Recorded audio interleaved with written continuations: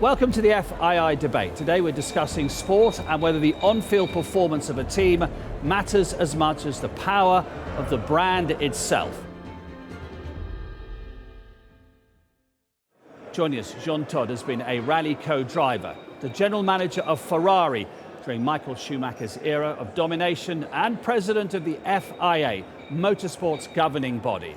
And Amanda Staveley has brokered deals for the Abu Dhabi royal family's takeover of Manchester City in 2008 and for Saudi Arabia's public investment fund taking control of Newcastle United in 2021, in which she took a 10% share. Thank you very much indeed for joining us. Jean, when we talk about Formula One, we talk about Drive to Survive as much as that these days. What did that do, that series, for the brand of Formula One?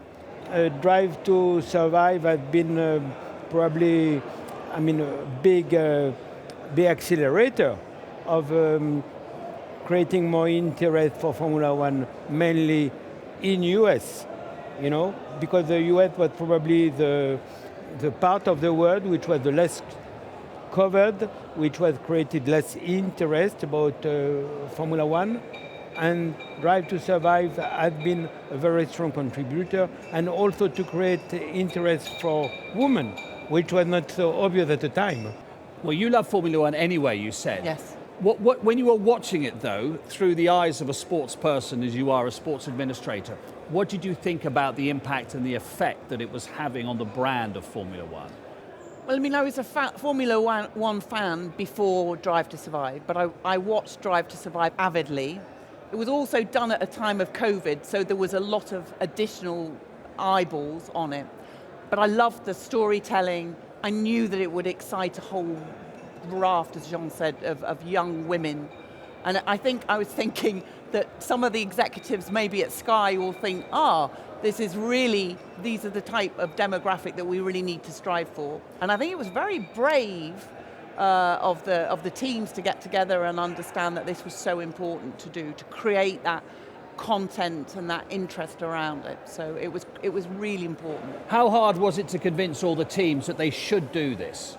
Because sport is quite conservative. Of course, it did not work so easily at the beginning. Some teams were a bit resisting against that, Ferrari, Mercedes, until they realized that it was profitable for the sport. But also, giving access of communication between the pit lane and the driver, to give that to the audience was also one important step.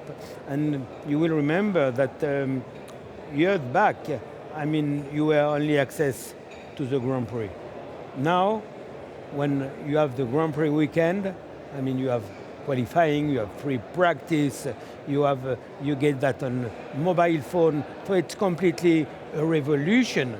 You made your own documentary on Newcastle United. Was there anything about Drive to Survive or other documentaries which informed the way that you thought you needed to go about that? When we bought Newcastle, we had very low commercial revenue, and we had to grow our brand. We had a great domestic brand, but we knew that the international market, the US, was a market we really wanted to go into. We eventually we talked to Amazon, we talked to Netflix, we talked to Disney, we talked to Apple, and we eventually worked with Amazon, and it was the most incredible opportunity. And we really enjoyed doing it. It was quite challenging first to convince everybody, especially Eddie, our head coach, to participate, because he was nervous. But it really helped tell our story to a wider public and a wider fan base. So you were able to say to Eddie Howe and all those others, and understandably coaches maybe a little bit conservative because they don't want people to see the work they do on the training ground, but you were able to say to him at a later date, this is why we did it, look at the impact it's had. Not just actually that, so this is a player you can have or you can't have, because the new profit and sustainability rules mean that our FFP, our financial fair play rules, were very tight. I think 2 years ago you could only make 105 million of losses over a 3-year period. And obviously when we acquired the club, we wanted to invest as heavily as we could, but unless you have the profitability, you can't make those things. So that revenue around the documentary was pretty fundamental. When you bought the club, the brand, certainly the brand domestically, was much, much higher than sadly anything that's happened on the pitch in the last 45 years because of the lack of success. So sometimes they don't always go together. There's still a cachet about Newcastle, the name if you love football, which is not commensurate with what's happened on the pitch in the last 50 years. Absolutely right. I do believe that on-field success is critical to growing the brand. Man City was an almost unknown brand with a very small domestic fan base, and that's having to take a brand then and grow and build it with investment and things. So for Newcastle, we were absolutely, and His Excellency said, it's about building the brand but making sure we win and performance. Do you think Ferrari is so big that whatever happens on the track, and it's a bit like Manchester United, which we'll talk about in a second, there are some brands that are so big it actually supersedes what goes on the field and on the track. And is Ferrari in that category? Yeah, but Ferrari now is worth on the market $90 billion. So it explains how strong is the brand. And incidentally, in 2000, the brand was about 6 billion. So from 6 to 90, it's absolutely sensational.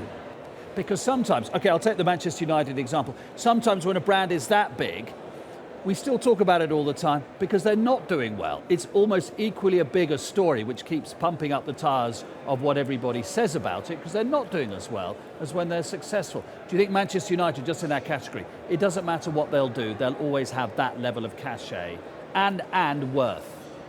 So I used to call Manchester United Teflon because you could literally throw anything and it would just sustain any knocks.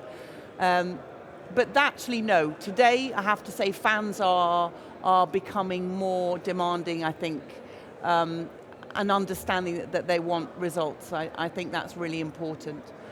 How did you find the brand of the Premier League were in Newcastle? What cachet did that have? Because it's one of the biggest exports that Britain has, quite frankly. It's such a valuable export, and we must really remember just how precious the Premier League is. The Premier League has got, attracts such huge media revenue because I believe we've got a relegation model that works. I think without relegation you don't get that, that interest, and I think it's important. But the relegation means perhaps it's different to the NFL, and you don't get those enterprise values on par with the NFL teams. One concern is that you have such a dislocation now between the Premier League and other leagues that may become a problem. And I think we have to understand how do we mitigate those risks. Jean, to finish with, I guess, to answer my own question, what matters more, on-field performance or brand, it depends whether you're a fan or an investor, doesn't it? A lot of things have changed as well. Something which has been very productive for Formula One when we implemented what is called the cost cap. It was reducing the expenditure for the teams, and it has allowed more teams to be competitive. And you can see this year, how competitive it is between McLaren, Red Bull, Ferrari, Mercedes. It's something which did not happen in the past. So, to have a close competition is very good. But, at the end of the day, in the best word, is the best brand and the best results. That is a best combination. To finish with, where do you stand? Because that's what the fans might say to you at Newcastle. We don't really care about the investment. We just want to win the FA Cup. They aren't necessarily. They're sort of parallel tracks, aren't they? Fan and investor. They are, but I think we need to have the results, definitely, absolutely. And with Newcastle, the fans were really patient, and they said to us, we don't expect to win everything, we don't expect trophies. I think I stupidly went out and said we'd win everything, which will haunt me. We've all got a dream, yeah. Yes, but we did. But dreams are really important. But as we, going back to the Premier League question, there is a hugely valuable asset in football, and there'll be, and that combination of passion and investment is something that makes sports so exciting. Amanda, thank you. Jean, thank you very much. Thank you. Thank you, Mark.